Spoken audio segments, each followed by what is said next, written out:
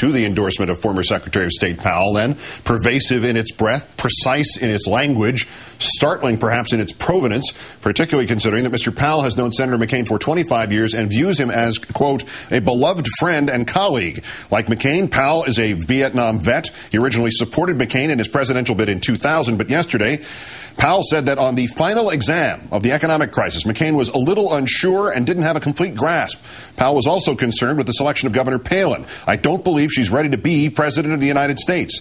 But the retired four-star general called Senator Obama, quote, a transformational figure who displayed a steadiness, an intellectual curiosity, a depth of knowledge. And also in not just jumping in and changing every day, but showing intellectual vigor. I think that he has a definitive way of doing business that would serve us well. He's crossing lines, ethnic lines, racial lines, generational lines. He's thinking about all villages have values, all towns have values, not just small towns have values. As suggested by those last few words, notably, Secretary Powell did not stop there. And I've also been disappointed, frankly, by some of the approaches that Senator McCain has taken recently, or his campaign has, on issues that are not really central to the problems that the American people are worried about. This Bill Ayers situation that's been going on for weeks became something of a central point of the campaign. But Mr. McCain says that he's a washed-out terrorist, but then why do we keep talking about him? What they're trying to connect him to is some kind of terrorist feelings, and I think that's inappropriate. Senator McCain obviously disappointed by that endorsement, and as he told an interviewer today, quoting, I was surprised he, Powell, didn't call me before. Let's call on the Pulitzer Prize-winning columnist of the Chicago Tribune, Clarence Page. Good evening, Clarence. Hi, Keith. How are you? Well, let's start at the beginning here. Where does this, in your opinion and assessment, most impact this race? Well, Colin Powell has often spoken of the sensible center, meaning those people who are neither of the liberal left or conservative right, but trying to have that sensible middle ground. I think he has just raised the gates now and said, hey, it's okay, it is safe for you to endorse Barack Obama. I just did it, and I did not break out in hives. The prospect of, and Richard Wolff mentioned Ken Edelman, the prospect of other Republicans, conservatives, even Bush administration figures to follow Powell, is it likely, or are they to stay on the sidelines for the next 2 weeks?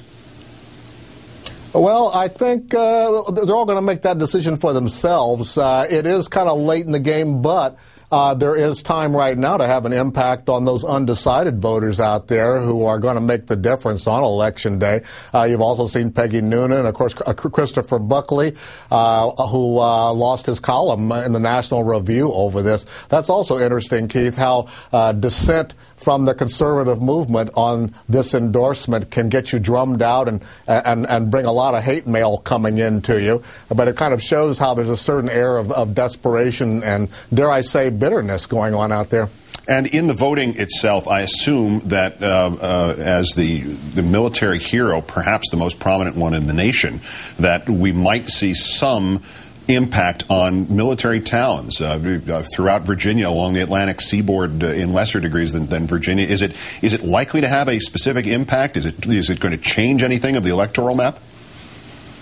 In the last two elections, enlisted personnel have voted Republican about 2-1. This time, we're certainly seeing among the families of enlisted personnel quite a bit of drift toward the Obama side as people have gotten weary of the war. I think that certainly Colin Powell does have that kind of gravitas. He came out on a bad end there, being the front man to sell the war, and it damaged his reputation, but he's still got a lot more gravitas than a Republican brand these days, and I think military people still respect him a lot. To that last point that you made, it is politically useful for Obama to accept this endorsement, but given what happened regarding the war in Iraq and whatever relative culpability Powell had to the rest of the administration, there was still culpability. Would there have been any consideration to turn this endorsement down? I don't think so any more than Colin Powell would hear critics like me say, well, you ought to resign to really show your disgust over how you were treated. But he's not a quitter. And it would be rather awkward for Barack Obama to say that Bill Ayers' reputation, his terrorism from 40 years ago, deserves some forgiveness and not be willing to give amnesty to Colin Powell. Last point, Clarence, the backlash yesterday and today certainly reminded us how much ugliness there is in the country. I mean, George Will was delicate about it. Pat Buchanan put it in the form of a question. Rush Limbaugh was the unapologetic racist, but they each hit pretty much the same note, that this boiled down to the color of these men's skin. And the Limbaugh point especially, he went on to say how ungrateful Powell was to Republicans who made him a four-star general. Is there any kind of response in turn that will engender? Is there a backlash to the backlash coming?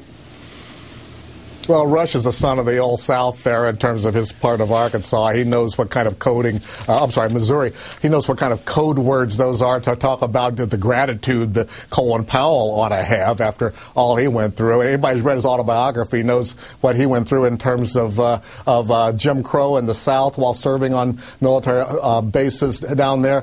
The fact is, as Colin Powell has said, if it was just race, he would have announced this months ago. Colin Powell was black then, he's black now. And a definitive point. And by the way, you had me going when you said son of, and I didn't know where you were going after that, but thank goodness you went to higher. Clarence Page, Pulitzer Prize-winning columnist. Family show, Chris. Well, thank you kindly. From the Chicago Tribune, Clarence Page. Great, thanks for your time, Clarence. Thank you.